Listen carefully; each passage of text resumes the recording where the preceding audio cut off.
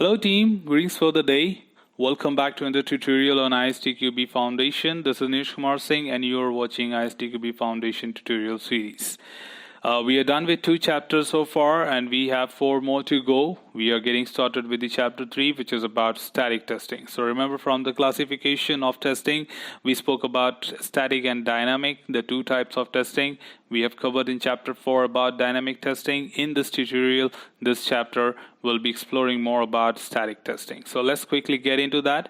As per the new syllabus, we only have 2 topics, but everything is put under this itself. So you don't really have to worry about it. But of course, we have 2 topics understanding everything about what static testing is all about. So the very first topic is what we are covering in this tutorial, that is static testing basics. But it's just not limited to basics. It will give you the entire outline about what static testing is in more detail. So let's see what we have got here. So static testing is all about when you talk about reviewing the work products which are being prepared as a part of the entire life cycle or entire project. So all those products or work products or documentation which are created to be referred as a part of testing can be tested as a part of static testing. So generally, static testing allows you to review the documents at an early phase by following the principle of early testing and involving tester at an early stage to understand the requirements in more details. Now, it's not limited to requirements. There's a list of all the work products, all possible work products which can be reviewed with help of static testing. We have got specification, business requirements, functional requirements, security requirements, or what we mean to say is non-functional requirements can also be reviewed here. Then coming from agile point of view, we can review the epics, user stories, acceptance criteria, and etc. Architectural design and detailed design can also be verified as a part of it. Code, testware, test plan, test cases, test procedures, automation, test scripts, user guides which are created as manual to be released with the product can also be verified. Not only limited to that, you can also move into web pages, contracts, project plans, schedules, budgets, models like business models and other things which you create with the help of UML diagrams and all. You can also review them. So it's not just limited to a story-based document like requirement or something. It is also possible that you can review the codes, you can review the design, you can review the control flow diagram, flow charts, algorithms. Any such work product which is being prepared as a part of the process should be reviewed to find any kind of ambiguities, omissions, or any kind of unclear misunderstanding concepts before it can be used further. So static testing is all about doing that, but it is limited to non-executable content. So you do not do any kind of execution, even if you talk about design and code. Benefits of static testing, of course, it really helps you to find defects at an early stage. Generally, when static testing is conducted at an early stage, it helps you to find defects at an early stage. Then it basically helps you minimize the cost of fixing defect. Generally, we say that the graph of fixing the defect versus cost, the time versus cost graph of a defect, it increases as the defect is found later in the life cycle. So as early as possible, if you can find the defect, it is cheaper with the minimal workaround. So minimal workaround invites less cost, less human resource, less time, effort taken. So of course, it is cheaper to fix compared to when the defect is found a bit later in the life cycle. Defects found early is, of course, talking about being cheaper. So we encourage static testing to be conducted at an early stage and involved tester as being tester called as the best contributor or very effective contributor to the review process. Additionally, we have many other benefits, including here, for example, detecting and correcting defects more efficiently prior to dynamic testing, because dynamic testing is quite expensive, and generally we should minimize the time for fixing the defect there so that we can concentrate more on the test execution. Identifying defects which are not easily found by dynamic testing. Now, dynamic testing deals with entire application or multiple modules, integrations between the modules and so on. So if you come across any defect and the root cause would take a longer time to find out that what exactly was the main reason behind this story. So, it can be there are a few defects which can be easily found by static analysis when compared to dynamic. So for example, when you're talking about the code level defects, that is errors in the program, dynamic testing cannot help you to find those things in one shot. But static, as you are going through the code review, you can very well find out those ambiguities in the code, which will be easy and cheaper to be fixed.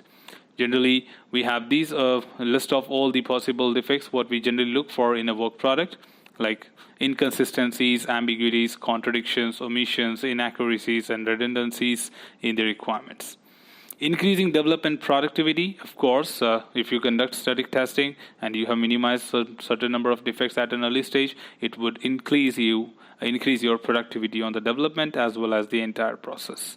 Reducing the development cost and time, reducing the testing cost and time, of course, because we get less defects in the dynamic execution.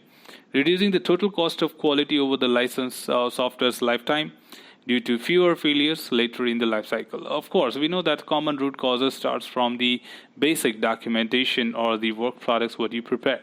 So parent documents are always held responsible to say that they are the one who are seeding the defects in the system. So if we can eliminate them at an early stage, it really can help you to do that. And another benefit from the psychological aspect, we say that it also improves communication between the team members as the different team members contribute together on the reviews as well as the static testing concepts. So as they come together, discuss together something, they become familiar to each other and understand that what exactly our contribution towards the success of the process, product, and quality is. Finally, comparing the static versus dynamic. Of course, we know this from the chapter 2 already. I have told you there. You can refer that tutorials back if you want something more to understand.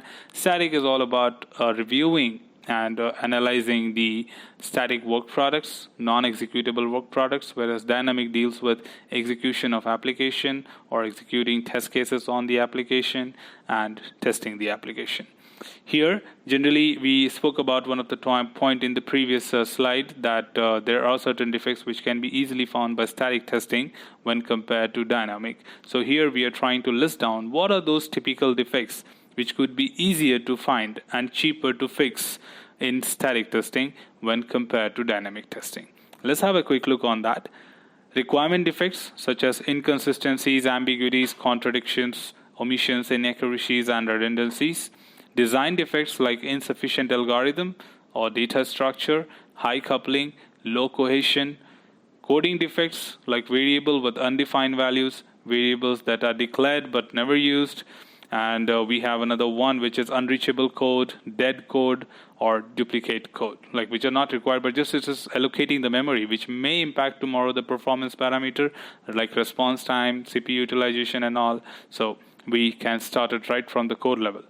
Deviation from the standards can also be observed as a part of static analysis, like lack of adherence to coding standards, which could be a challenge when it comes to W3 standards and so on. Incorrect interfaces specification, for example, different units of measurement used by calling system than by the call system. So generally when it deals with the interfaces between the modules or components, it really becomes important to look for them at the ground level.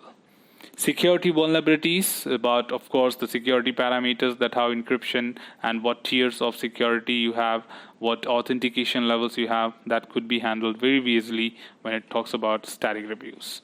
Gaps or inaccuracies in the test basis, traceability, or coverage, which is another part of detail which you can find really like in terms of how much coverage you have achieved by your test cases, by creating a traceability between the test basis and the test case. Now, if in case there's anything which is remaining from your end, you can always include that. But subjected you do a static analysis or a static testing on the traceability between these references. So that's all from here, team, on the static testing basics. Of course, we had to understand from here, starting all together from understanding what exactly static testing is, what's the benefit of it. We'll be coming back with another tutorial to understand more about what is a review process, what are the types of reviews.